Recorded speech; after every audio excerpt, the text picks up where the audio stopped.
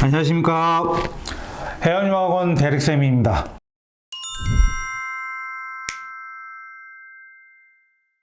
구독, 좋아요 부탁 좀 드리겠습니다. 저희 직원들한테 욕 엄청 먹었습니다. 그 얘기 안 한다고. 꼭 부탁드릴게요. 오늘은 순차적으로 아시아권 대학교의 기본 입학 요강을 심플하게 정리하도록 하겠습니다. 분명 8월 이후에는 변경되는 내용이 나오기 때문에 그때 가서 변경된 내용을 업로드 하도록 하겠습니다. 오늘부터 순차적으로 할 내용들은 2021학년도 올해 8월이나 9월에 입학한 학생들이 적용받았던 입학 요강을 중심으로 기본적인 내용을 쭉 정리하도록 하겠습니다. 오늘 첫 번째 시간으로 싱가포르에 있는 NUS에 관해서 말씀드리도록 하겠습니다. 먼저 개요 먼저 말씀을 드리면 내셔널 유니버시티 오브 싱가포르의 경우 현재 아시아권에서 최상위권 학교로 인정을 받고 있죠. 싱가포르에서도 넘버1이고 아시아에서도 넘버1입니다. 현재 12개의 단과대학교로 구성되어 있고 학부생은 한 28,000명 가량 재학 중에 있습니다. QS 월드 랭킹을 따져봐도 전 세계 11위에 해당되는 어마어마한 학교고 누구나 한 번쯤은 고민을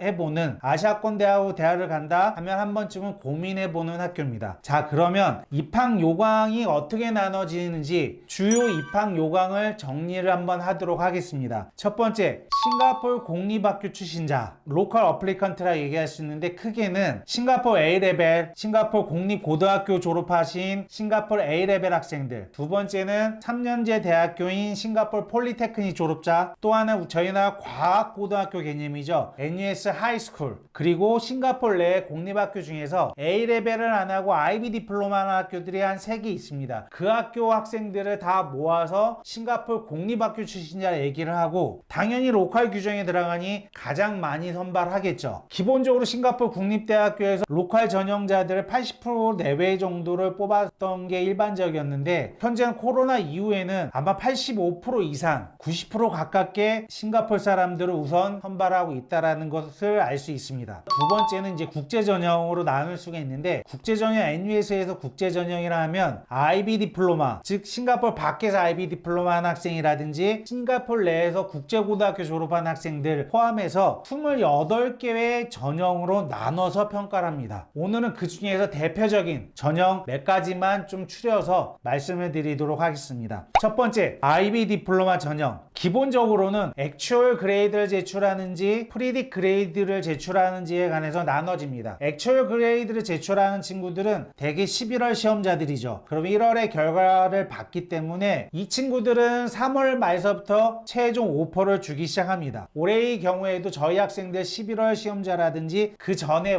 작년 5월 시험자들 중에서 다시 NUS에 지원한 학생들은 이미 결과를 받았습니다. 아직 결과를 못 받은 학생들은 떨어진 결과도 받은 학생들이 있다라는 거예요. IB 프리딕 스코어로 하는 경우 지원자들은 이미 5월에 있는 IB 디플로마를 끝마친 학생들이죠. 이 학생들인 경우에는 7월 초에 결과가 나오는 대로 성적을 3일 이내에 업로드를 하면 최종 결과를 그때서부터 알려주기 시작합니다. 이게 가장 IB 디플로마 일반적인 내용이에요. 거기에 또 많이들 질문하시는 내용이 SAT, ACT, AP, TOEFL, IH 등을 제출해야 되나요? 라고 여쭤보는 분들이 많은데 필수사항이 아닙니다. 선택사항이기 때문에 본인이 성적이 있으면 제출하셔도 되고 성적이 없으시면 제출 안 하셔도 됩니다. 그런데 논란이 되는 부분이 한 두 가지 부분이 생깁니다. 첫 번째 논란되는 부분은 NUS 사이트에 보시면 IB 디플로마 프리딕 스코어를 제출을 하고 SAT 그리고 SAT 서브젝트 3과목을 제출하면 얼리 디시전을 해드리겠습니다 라고 나와 있습니다. 그리고 뭐가 나와 있냐면 의대를 지원하는 친구들은 반드시 프리딕 스코어 플러스 SAT 서브젝트 3과목을 제출하세요 라고 나옵니다. 이 부분이 나오면서 많이 헷갈려 하시는데 헷갈려 안 하셔도 됩니다. 저희가 매해 얼리 디시전을 위해서가 아니라 미국 대학교를 지원하는 친구들이 SAT도 보고 서브젝트 보고 프리딕 있는 친구들이 있습니다. 그래서 선생님 저 얼리 디시전 한번 받고 싶습니다. 제출하죠. 결과 안 알려줍니다. 결국에 7월 달에 가야 액추얼 스코어가 나와야 결과가 나온다라는 거예요. 이게 첫 번째 논란이고 두 번째 이슈되는 부분은 대릭쌤 SAT 고득점을 맞으면 제출하면 IB 점수가 좀 낮아도 합격할 수 있다라는데 그게 맞나요? 라고 여쭤보는데 땡, 틀립니다. IB 42점이 있고 IB 41점 플러스 SAT 1550이 있다고 하더라도 당연히 IB 디플로마 42점이 합격하지 41점 플러스 1550 합격할 수가 없습니다. 심지어 어떤 경우가 있었냐면 IB 35점을 맞은 학생인데 SAT는 1510이었어요. 이 학생 뽑아줄까요? 안 뽑는다라는 거죠. 그 부분 심플하게 정리될 것 같고, 또 IB 디플로마 전형 딱 사이트 좀 찾아보시다 보면 MTL, Mother Tongue Language라는 규정을 보시게 되는데 외국인에게는 해당 사항이 없습니다. 크게 신경을 안 쓰셔도 됩니다. 그래서 IB 디플로마 전형 이렇게 정리를 하고, 두 번째 인터내셔널 A레벨이라든지 GCE A레벨에 대해서 정리를 좀 해드리도록 하겠습니다. 싱가포르 NUS의 경우에는 A레벨을 바라보는 시각이 인터내셔널이냐 GCE냐 구별하지 않습니다. 그냥 같이 취급합니다. 싱가포르 입장에서는 영국에서 GCE A레벨을 하든 다른 나라에서 인터내셔널 A레벨을 하든 우리나라 올 때는 너희 다 외국인이다 라고 생각하기 때문이죠. 그러면 이 경우에도 어떻게 나눠지냐면 NUS 같은 경우는 A레벨을 프리딕티드 그레이드로 제출하는 경우와 액츄얼 그레이드로 제출하는 경우는 또 나눕니다. 액츄얼은 쉽죠. 점수가 있기 때문에 바로 한 3월 말 정도면 결과를 알려줍니다. 하지만 프리딕티드 그레이드로 제출하는 경우에는 앞의 경우랑 비슷해요. SAT 그리고 서브젝트 3과목 같이 제출해야 내가 입학심사를 하겠습니다 라고 나와 있습니다. 그 이유가 왜 그런 이유가 나왔냐면 A레벨의 경우 결과 발표를 8월 중순에 합니다. 싱가포르 NUS요? 8월 중순이 입학이에요. 입학하는 날짜와 결과 발표하는 날짜가 겹치기 때문에 내가 액츄얼 스코어를 입학심사에 집어넣을 수가 없겠죠. 그래서 프리딕 그레이드 제출하는 친구들은 SAT 그리고 서브젝트 3개를 가져와 라고 말을 한 겁니다. 근데 안타깝게도 A레벨을 제출하는 친구들은 안타깝게도 그 해에는 NUS 지원이 불가합니다. SAT랑 서브젝트 있어야 되니까. 물론 내가 그냥 그 해에 가고 싶다 하면 SAT랑 서브젝트 준비하시면 돼요. 근데 저가 권해 대릭쌤 시각으로 봤을 때는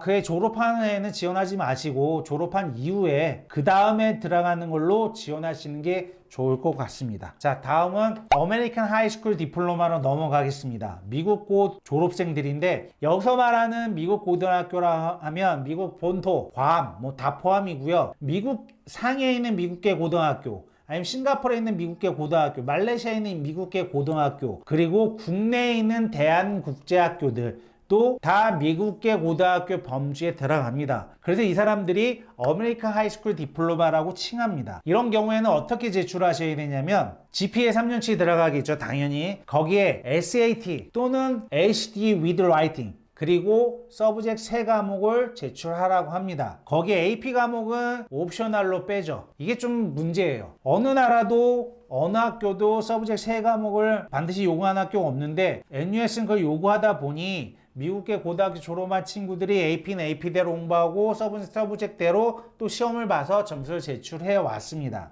물론 여러분들도 아시겠지만 이제 서브젝트 테스트가 없어졌잖아요. 이제 이 규정은 사문화된 규정으로 갈 확률이 높습니다. 어쨌든 저희가 업데이트 되는 상황이 있으면 알려드리도록 하겠습니다. 다음으로 캐네디안 하이스쿨 디플로마. 미국 고등학교는 비슷해요. 캐나다 본토뿐만이 아니라 다른 나라에서 졸업하는 캐나다 고등학교 졸업장에 해당되는 친구들에게 해당되고, 그 친구들인 경우에는 졸업자인 경우 캐네디안 하이스쿨 디플로마를 가지고 있는 경우에는 평균 85점 이상이면 지원 가능하고요. 졸업 예정자인 경우에는 마찬가지로 SAT 그리고 서브젝트 테스트를 제출하셔야 됩니다. 그리고 캐나다 고등학교 졸업한 학생들의 경우에는 졸업자, 예정자 말고 졸업자인 경우에는 SAT, AP, 서브젝트 토플 IH 요구하지 않는다라는 거, 그 정도만 기억하시면 되고요. 그 다음에 국내 고등학교 졸업한 친구들 어디에 해당되냐면 원서에다가 쭉 확인하시면 Other High School Qualification에 해당됩니다. 그런 경우에는 어떤 걸 제출해야 되냐, 물론 GPA는 다 들어가겠죠. 거기에 SAT 그리고 서브젝트 3과목을 반드시 제출하십시오 라고 나옵니다.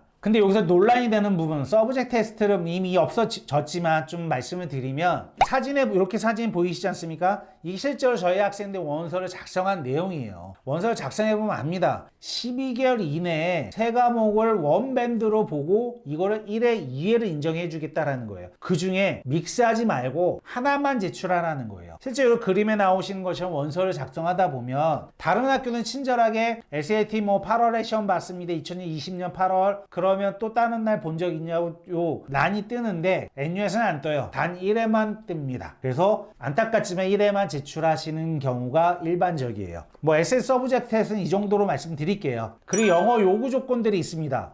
근데 NUS 같은 경우에는 기본적으로 영어를 필수 요건화 시키지는 않았어요. 왜냐하면 각 전형 IB 디플로마든 A레벨이든 미국 고등 캐나다나 아더스든 다 SAT가 들어가거나 IB A레벨이 들어가기 때문에 딱히 요구하지는 않습니다. 하지만 그래도 필요한 경우에는 제출해라 라고 해서 이 사진에 보이시는 것처럼 제출하시면 됩니다. 그 다음 자소서 사항에서 좀 안내를 해드리도록 하겠습니다. 가장 여러분들이 궁금해하는 사항 중에 하나죠. NUS의 기본적인 사항은 퍼스널 스테이트먼트는 2000 캐릭터 이내로 제출하라고 합니다. 여기서 말하는 캐릭터라는 건 따옴표, 알파벳 다 포함하는 숫자이기 때문에 실제로 저거를 글자 수 워딩으로 바꾸면 350자 내로 나옵니다. 와, 350자 이내로 나를 표현하라고 하니 얼마나 어렵겠습니까? 자, 데릭쌤에게 개별 문의하시기 바랍니다.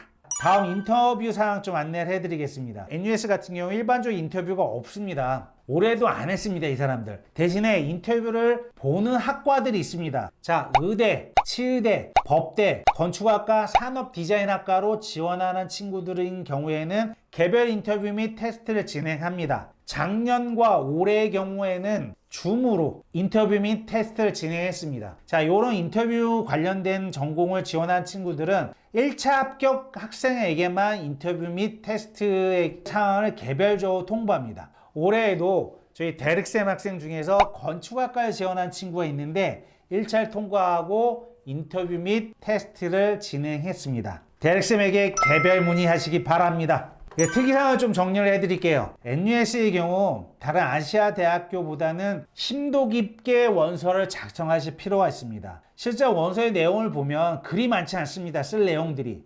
NUS에서는 어떤 인재상을 원하는지 잘 파악하시기 바랍니다. 그 다음 평가 방법을 정리해 드리도록 하겠습니다. 기본적으로 NUS의 경우에는 하드 팩트, 정량 요소 평가를 중점적으로 평가를 합니다. 거기에 소프트 팩트를 추가로 확인하는 방법으로 학생들을 평가하고 있습니다. 그래서 정량 평가 요소인 뭐 SAT나 IB나 A레벨 이런 성적들이 우수해야만 합격한다라는 얘기가 있죠. 그건 어느 정도 정설입니다. 자, 이제 데릭쌤 코멘트로 넘어가도록 하겠습니다. NUS의 입학 원서의 내용을 한마디로 정리를 하면 공정함에 있습니다. 이런 내용의 뿌리는 싱가포르 교육제도를 이해하셔야 조금 이해하실 수 있습니다. 싱가포르 공교육을 보시면 초등학교 졸업한 이후에 PSL이라는 졸업시험, 초등학교 졸업시험을 거쳐서 중학교 진학을 하고요. 중학교 고등학교 때는 O레벨, 그 다음 A레벨 거치기 때문에 이런 공정함 룰을 외국인 전형에도 적용을 하고 있습니다. 그래서 정량적 요소, 하드 팩트 요소를 가장 크게 보고 있는 겁니다. 근데 문제는 싱가포르 공교육에서 서서히 변화가 일어나고 있다는 거예요. 하드 팩트만 봤더니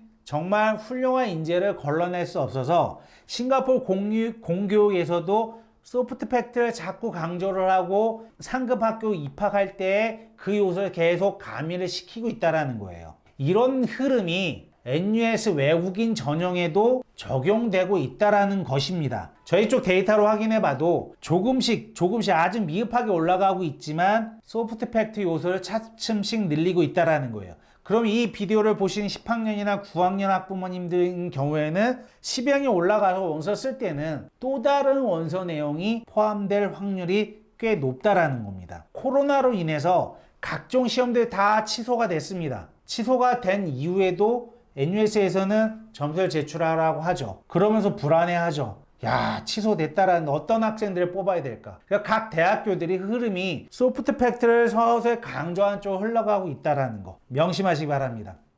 아까 잠깐 언급을 해드렸는데 이제 서브젝트 테스트는 과거형으로 넘어갔잖아요. 저 생각에는 2022학년도에서는 어쨌든 이 서브젝트 테스트 세 과목에 대한 부분을 전환하지 않을까 싶습니다. 일단 그건 없어지고 다른 내용, 어떤 내용이 들어갈지는 지켜봐야 될 것 같습니다. 그 부분은 나오는 대로 저희가 업로드를 해드리도록 하겠습니다. 자, 그럼 오늘은 NUS의 입학 요강에 대해서 전반적으로 좀 살펴봤습니다. 다음 시간에 다시 만나도록 하겠습니다. 여러분, 구독, 좋아요는 사랑입니다. 부탁드릴게요. 네, 감사합니다.